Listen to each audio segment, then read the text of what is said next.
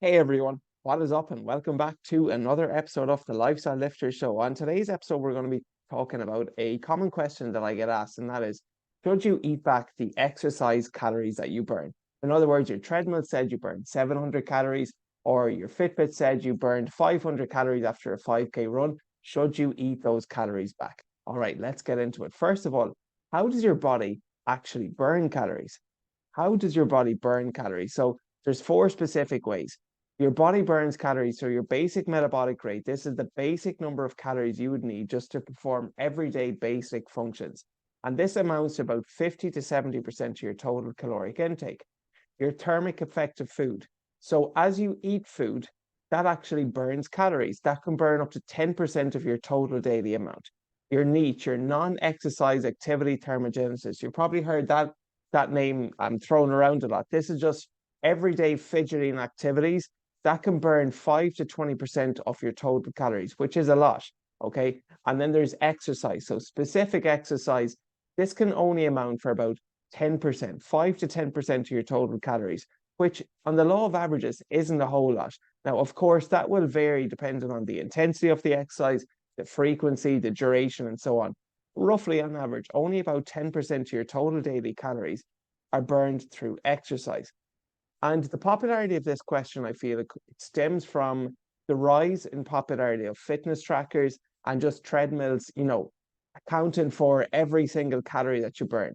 And I have heard stories in the past of people who there's been a line of treadmills in the gym, and there might have been one treadmill vacant, but they will actually wait for one specific treadmill and only use that specific treadmill because it tells them that they burn more calories than the treadmill next to it. Okay. I have heard stories of that before in the past, and I myself can relate to it too. I used to have a polar, which is a heart rate monitor, and it's like a chest strap that you would obviously put on your chest, and then this would link up with your fitness watch, and it would tell you how many calories you would burn through exercise. And I think it was more so a psychological thing for me that you would just get you would get a good feeling when you saw that your watch said you burned 700 calories, 800 calories. I remember some workouts, it would say I would burn 1100 calories, which would have been like a conditioning workout. And then psychologically, I would have almost thought that, okay, well, I've burned 1100 calories. That means I've earned the right now to eat more food, which, as we know, is not a very good approach to have when it comes to your nutrition, because it's almost like this negative association that you're exercising to give you the right to eat more food, that you're running on the treadmill because you want to have more food later on in the day. And that can become obsessive. And in the past, that was a mistake that I made. I used to only, well, I'm not going to say only, but there have been times in the past where I would measure the effectiveness of my workout based on the number of calories that I burned.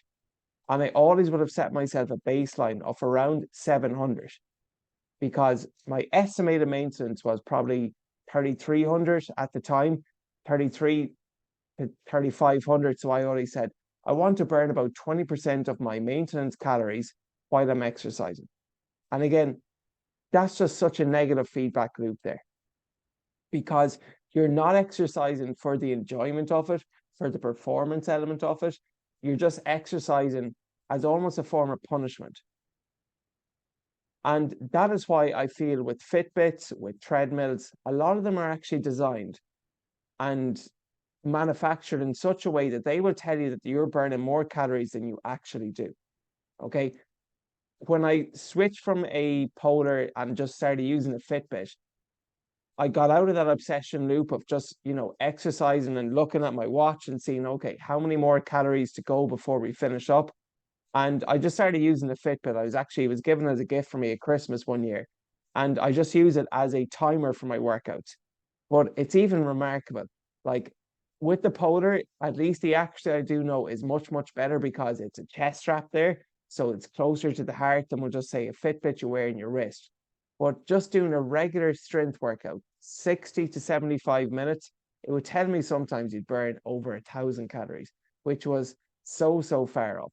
And there is research behind this that your fitness trackers, they can be wrong by upwards of 50%. So something that tells you 1,000 calories, it actually might only be, 750 or 500, all dependent. So instead of kind of eating back your exercise calories and thinking that, okay, I burned 500 calories in the treadmill, do I need to eat those back? You're just going down a negative association and feedback loop there where you're associating exercise as punishment. And that can beat you up if you do that long enough. Okay, I remember sometimes after a night out, obviously having a couple of drinks, and I would get back home and I would fast in the morning. Remember, I did this once. I fasted in the morning, just drank water, just drank a cup of coffee, and I wouldn't eat until after I worked out. And that workout, then I had to make sure that it was extremely hard. Treadmill running, reverse lunges, a lot of just interval, high intensity stuff, med ball slams, all of that conditioning-esque workout, just to actually burn some of the calories that I would have put on from the night before. And I've gone down the route before. Thankfully, I'm out of that at this stage. I exercise because I love it. It's part of my lifestyle. 90% at this stage is just more so for my mindset, my mentality, and then 10% more so for performance-based goals. But if you're in that negative association feedback loop there, just be mindful of not going down the slippery slope. So instead of saying, should you eat back your exercise calories? Here is my preferred approach. Okay.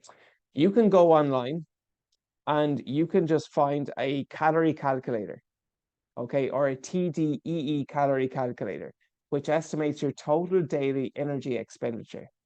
And the good thing about these is, first of all, they're calculators, okay, and they estimate, but they estimate the number of calories that you need, and they include exercise in this. So if you are someone who is very, very inactive, you might have a lower calorie goal than someone who is more active. Okay, so it incorporates your job, your lifestyle, and of course your exercise activity. And then based on that, let's just say your TDE and your estimated daily calories comes to 2,500. You can then decide where you want to go from there. Do you want to lose fat? Well, then you might reduce those calories by 10 to 20%. Do you want to gain some muscle? Well, then you might be in a calorie surplus of 10 to 20%. Do you want to maintain? You might stay in and around 10, or you might say in and around that TDE amount that it's actually accounted for.